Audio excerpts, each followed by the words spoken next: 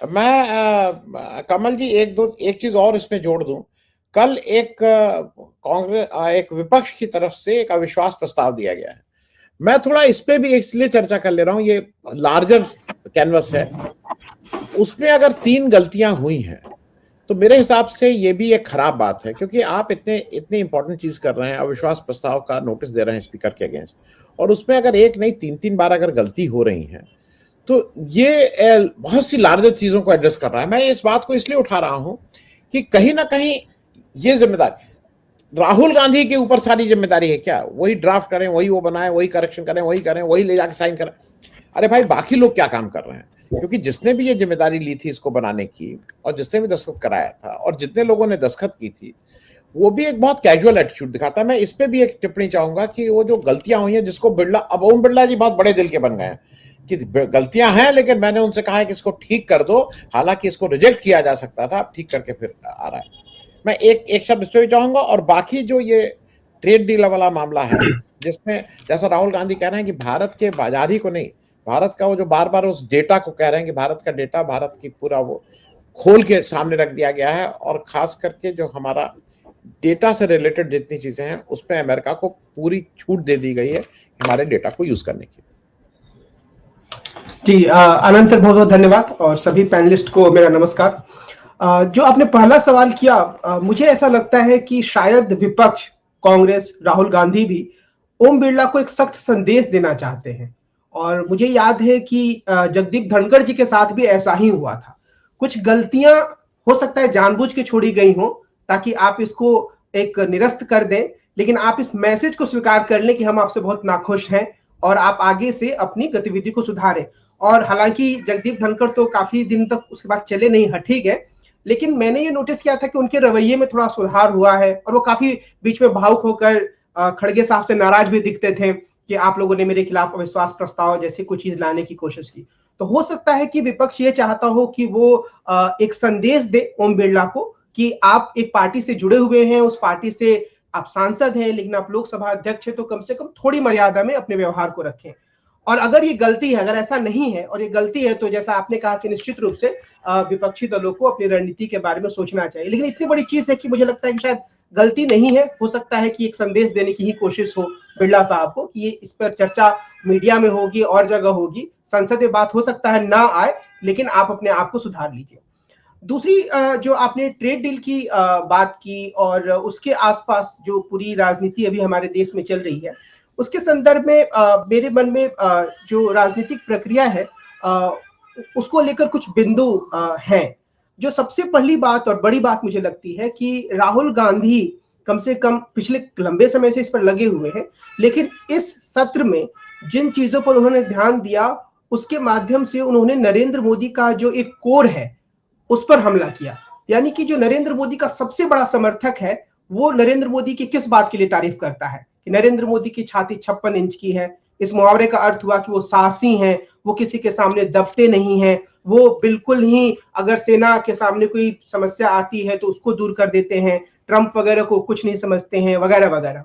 अब नरवणे साहब की किताब से जो पूरा विमर्श शुरू हुआ, और जैसा कि आपने आरंभ में ये कहा कि भारतीय जनता पार्टी अगर चाहती तो इसे सीधे आसानी से संभाल सकती थी, शायद उनका ओवर कॉन्फिडेंस था। लेकिन उसके बाद जो उन्होंने रोकने की कोशिश की और पूरा एक हंगामा खड़ा हुआ, सोशल मीडिया पे पूरी चर्चा होने लगी कि आखिर नरवणे साहब ने अपनी किताब में ऐसा क्या लिखा है। तो अंत में वही बात समझ में आई कि जो उचित समझो वह करो, और नरवणे साहब ने लिखा कि ऐसा मुझे लगा कि मेरे हाथों में गर्म आलू पकड़ा दिया गया है, जिसे मैं अगर निगलता तो मेरा मुंह जल जाता, और अगर मैं फेंक देता तो कहा जाता कि फेंक दिया गया है। तो एक नकारात्मक टिप्पणी जो नरेंद्र मोदी जी के साथ जुड़ी, तो उनके समर्थकों ने बार बार, मैं हमेशा ये देखता हूं सोशल मीडिया पर भी या कई चैनल्स पर भी, ये संदेश देने की कोशिश करते हैं कि प्रधानमंत्री ने ठीक ही तो कहा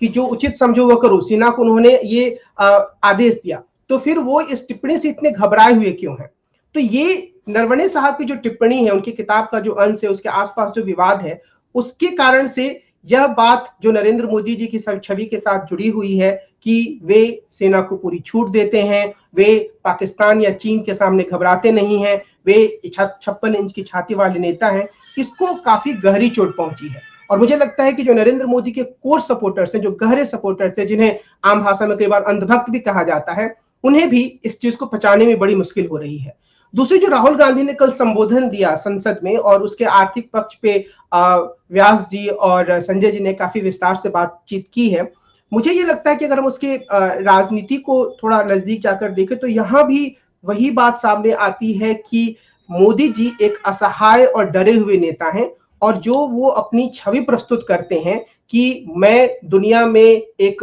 विश्व स्तरीय नेता बन चुका हूं, चाहे किसी भी देश के राष्ट्रपति हों, वे हमें व्यक्तिगत रूप से सम्मान प्रदान करते हैं, इस तरह की छवि जो बार बार गढ़ी गई है। और मुझे उम्मीद है कि हमारे जो दर्शकगण हैं वो भी ऐसे वीडियो से कभी ना कभी गुजरे होंगे जिसमें कहा जाता था कि पहले अमेरिका हमसे पूछता था कि कौन हो तुम, अब हम पूछते हैं तू कौन है बे। यानी कि विश्व में मोदी जी ने भारत की इज्जत को स्थापित किया। लेकिन जिस तरह की डील हुई है, डील में जो बातें सामने आ रही हैं और कुछ बहुत ही जो सूक्ष्म बातें हैं उसका जिक्र दो अन्य पैनलिस्ट ने किया। जो मोटी बातें हैं वो यही है कि हम किससे तेल खरीदेंगे, अगर उस पर कोई और देश निगरानी कर रहा है तो फिर हमारी संप्रभुता का क्या हुआ। ये जो एक ऐसी बात है जिस पर जीडी बख्शी जैसे नरेंद्र मोदी के समर्थकों को भी लगता है कि ये तो कुछ गड़बड़ है, हमें नुकसान हो गया, या फिर जब हम पहले 3% टैरिफ लगता था अब वो अगर 18% हो गया तो इसमें फायदा कहाँ है। तो जो मोटी मोटी बातें हैं वो भी लोगों तक इस लिहाज से पहुंच रही हैं कि इसमें कहीं ना कहीं एक भारत नुकसान की स्थिति में है, और वो नुकसान काफी गहरा है, और इसमें नरेंद्र मोदी जी थोड़े अक्षम प्रधानमंत्री साबित हुए हैं।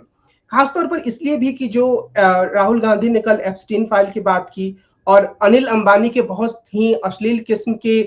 जो मेल हैं वो वायरल हो चुके हैं। अनिल अंबानी के बारे में माना जाता है कि प्रधानमंत्री जी के काफी करीब है। राफेल वगैरह का जब मामला चल रहा था तब भी अनिल अंबानी का नाम आ रहा था, और हरदीप पुरी का जो नाम है, और अंत में जो लीपापोती करने की पूरी कोशिश है सत्ताधारी दल के द्वारा, उन सबको मिलाकर भी एक